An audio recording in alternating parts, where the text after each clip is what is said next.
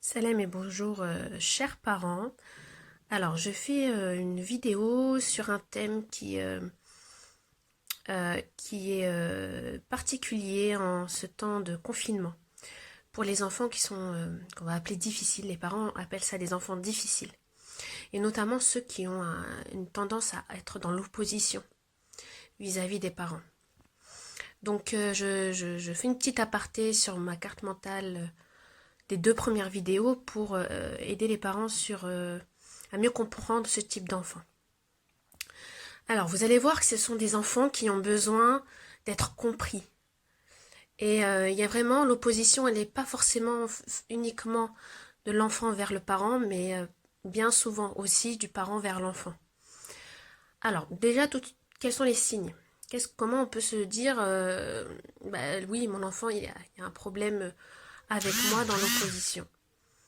Alors, on va voir plusieurs signes et vous allez voir que j'ai mis parents et enfants parce que c'est souvent les réactions des parents qui nous permettent de voir qu'il y a un problème de gestion de l'émotion de l'enfant. Donc déjà, il y a beaucoup de pleurs ou de cris des deux côtés. Vous avez vu, que ce soit parents ou enfants. Ensuite, on va avoir des enfants qui n'arrivent pas à se concentrer sur leur travail. Des enfants qui vont pas forcément avoir la patience et une faculté de persévérance face au travail. Ce sont des enfants très désordonnés, qui ont tendance un petit peu à s'éparpiller, qui vont un peu dans tous les sens. Ce sont des enfants qui ont tendance à vouloir négocier sur tout. Il n'y a jamais de répit. On a l'impression qu'on doit tout expliquer, tout justifier. Et ça provoque quoi chez le parent? Chez le parent, ça provoque un sentiment assez particulier et souvent on a honte de nous, mais c'est tout à fait normal. C'est l'évitement de l'enfant. C'est-à-dire que des fois, on essaie d'éviter un maximum son enfant parce que on est fatigué en fait. On n'y arrive pas, on n'y arrive plus. Et on aimerait, des fois, on se dit même, ouais, j'aimerais pendant 2, 3 jours voilà, qu'il soit pas là, qu'elle ne soit pas là. Et ça, c'est ce qu'on appelle l'évitement. Et puis l'impatience, le fait de ne plus avoir la patience avec ces enfants-là, alors qu'on arrive à avoir la patience avec d'autres enfants. Donc voilà, si vous avez tous ces signes-là, j'espère que vous allez écouter la vidéo jusqu'au bout. Alors, chez ces enfants-là, on va remarquer 3 choses. Des choses qui sont... alors, je vais vous demander vraiment d'être avec moi dans un domaine plutôt non médical. On n'est pas dans l'hyperactivité comme on pourrait l'entendre chez les enfants hyperactifs qui sont suivis. Alors on pourrait, hein, là ce que je vais donner comme conseil peuvent aussi aider pour les enfants hyperactifs. Là je parle vraiment de conséquences. On voit une conséquence dans ce comportement-là qui sont l'hypersensibilité, l'impulsivité, l'hyperactivité, peut-être parfois juste 2 sur les 3 ou 3 sur les 3 ou 1 sur les 3. Donc ce type de comportement montre que l'enfant est un enfant. Mais c'est un enfant qui a une particularité par rapport aux autres enfants, c'est qu'il va avoir une partie de son cerveau qui est beaucoup moins développée, ou alors qui a besoin de plus de temps pour être développée. C'est ce qui permet de gérer les émotions. Donc il y a quelque chose de primordial avec ces enfants-là, c'est que vous soyez vraiment convaincus qu'ils ne le font pas exprès. Si vous pensez qu'ils font exprès, alors vous n'arriverez pas à trouver de solution avec ces enfants-là. Il faut absolument être convaincu qu'ils ne font pas exprès de désobéir, de pleurer, de crier, de mettre le bazar partout, de vouloir toujours contredire les parents. Ces enfants-là ne le font pas exprès. Ce sont des enfants qui ont besoin d'un accompagnement vraiment très bienveillant des parents, même si c'est difficile. C'est difficile pourquoi? Parce que parfois on va être là, l'évitement de l'enfant. On va être là, on va être là. Alors que ces enfants-là ont besoin vraiment qu'on ait un self-control.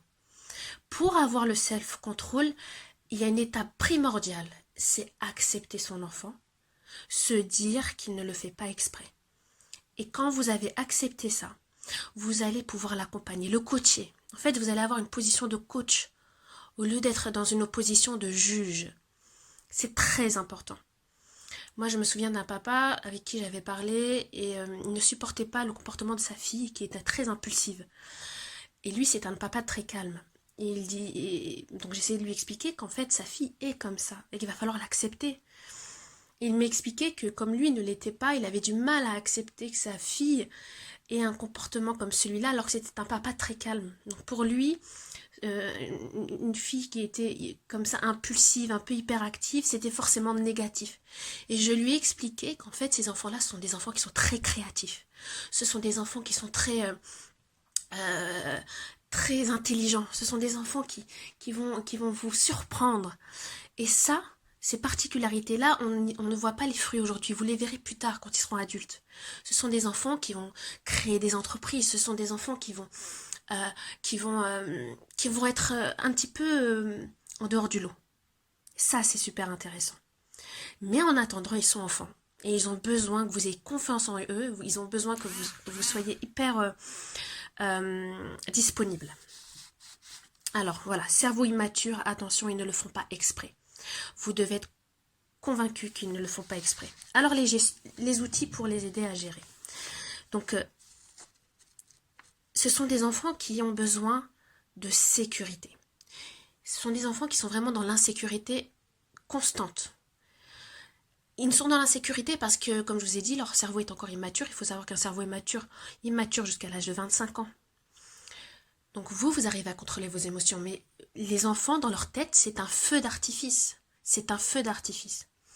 Donc leur permettre de gérer leur temps, de ne pas dépendre du parent, de ne pas dépendre de choses, il va falloir l'aider à gérer son temps. Par exemple, tu dois ranger ta chambre en 30 minutes, vous lui mettez un sablier, il y a le four, c'est très bien le four parce que ça sonne, j'en ai parlé dans la deuxième vidéo.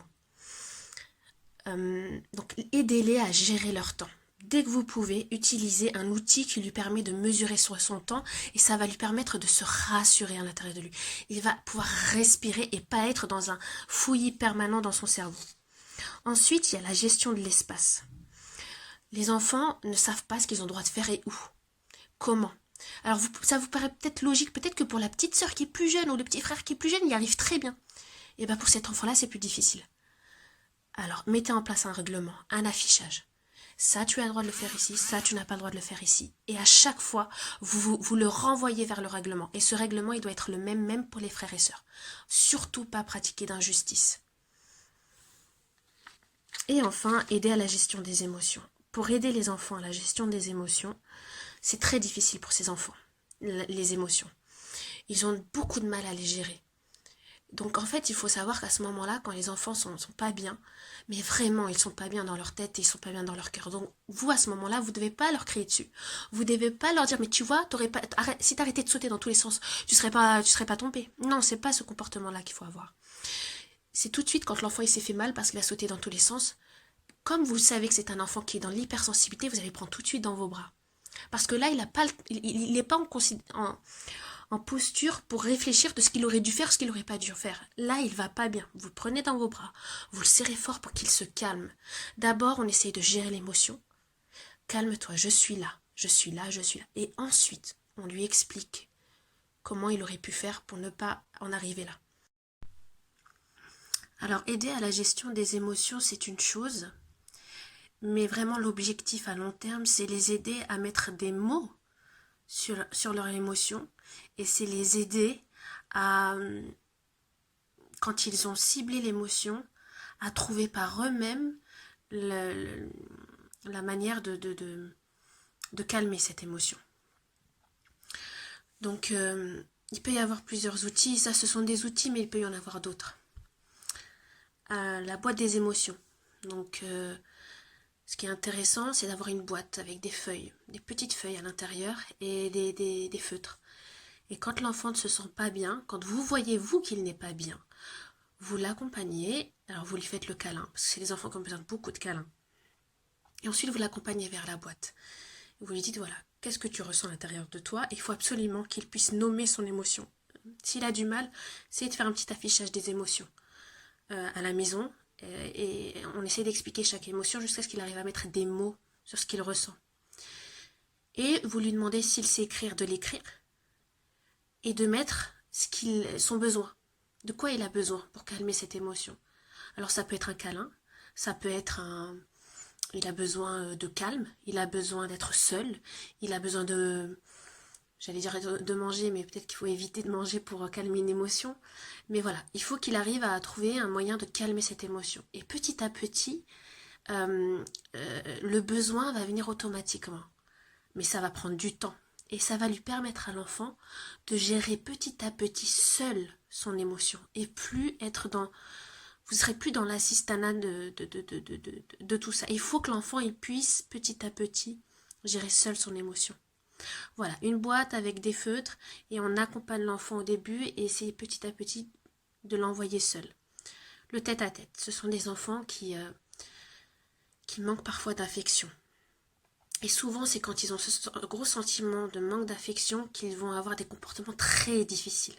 Parce qu'en fait, ils essaient d'attirer l'attention. Et c'est vrai que ce sont des enfants qui peuvent manquer d'affection parce que n'oubliez pas, il y a ce point-là. Et l'enfant, il le ressent. Que vous le cachiez, il est évident que l'enfant, il le ressent. Donc un tête-à-tête. Alors moi, je conseille hors confinement, 10 minutes.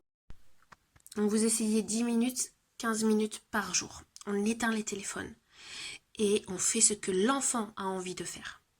Ça peut être un dessin, ça peut être lui lire une histoire, ça peut être... Mais on est seul. Les frères et sœurs, on essaye de les laisser avec le deuxième parent. Et c'est primordial que le deuxième parent fasse la même chose. Vraiment pour que l'enfant se sente aimé et considéré. Et enfin, il y a le message clair. Alors le message clair, c'est très important dans les fratries. Ça permet de gérer l'émotion. Et surtout pour ces enfants-là qui ont vraiment une grosse sensibilité à l'injustice. Pour eux, l'injustice, c'est... ils vont avoir des réactions disproportionnées quand ils se sentent dans une situation d'injustice, contrairement à d'autres enfants qui vont passer à autre chose, ils n'ont pas envie de perdre leur temps avec ça. Ben non, ces enfants-là, ils vont avoir des réactions très compliquées. Alors le message clair, c'est tout un concept que j'expliquerai dans une autre vidéo. Ça permet de gérer les conflits entre frères et sœurs et de permettre aux enfants de gérer l'injustice et les émotions grâce à cet outil. Donc voilà, donc le maître mot de la clé de la réussite, c'est d'accepter son enfant comme il est. Vraiment, si vous acceptez comme il est, si vous arrivez à avoir le petit diamant brut qu'il y a en lui, parce que ce sont vraiment des enfants extraordinaires, alors là, vous avez fait un grand pas. Et maintenant, vous avez juste besoin de permettre à l'enfant de mieux gérer ces 3 choses-là, parce qu'il les gère moins bien que les autres enfants. Et c'est là le problème. Et c'est là où il a besoin que vous les coachiez et que vous les accompagniez.